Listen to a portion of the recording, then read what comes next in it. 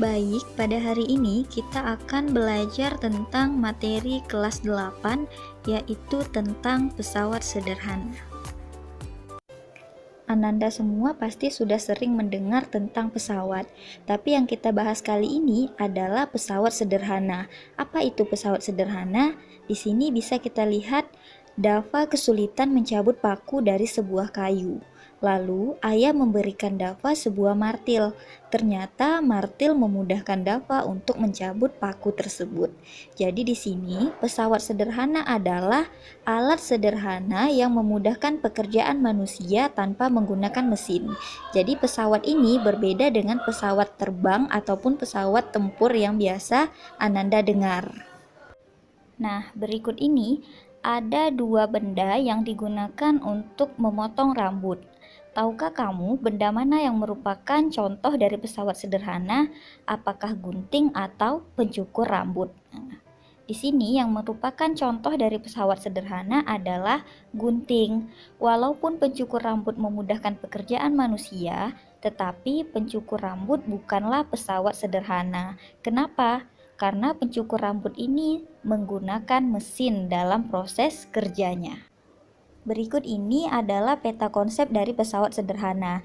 Jadi pesawat sederhana yang akan kita pelajari itu ada 4 jenis. Yang pertama ada tuas, yang kedua ada bidang miring, yang ketiga katrol, dan yang keempat ada roda berporos. Pada pertemuan kali ini kita akan membahas tentang tuas. Jadi tuas ini terbagi menjadi 3.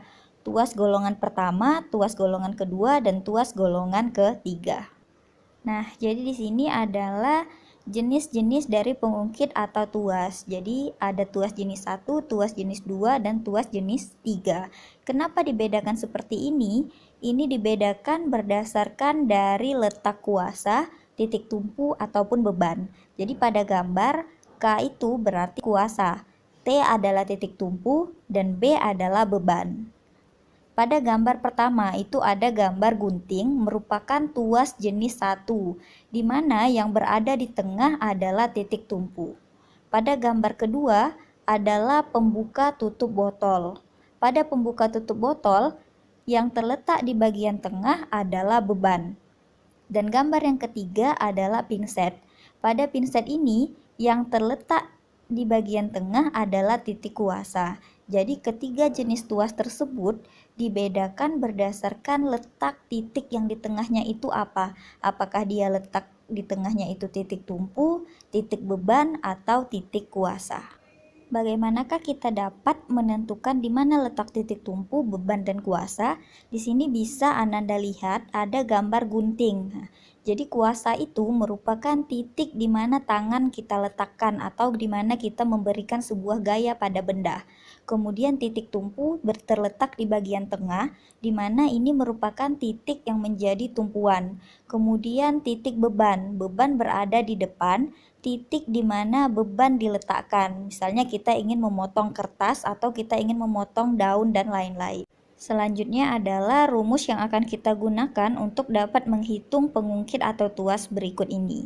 Pada gambar ada titik kuasa dilambangkan dengan F, titik beban dilambangkan dengan W, lengan beban dilambangkan dengan LB, dan lengan kuasa dilambangkan dengan LK.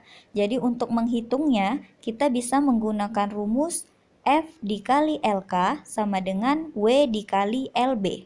Atau F dikali LK sama dengan dalam kurung massa dikali gravitasi dikali lengan beban.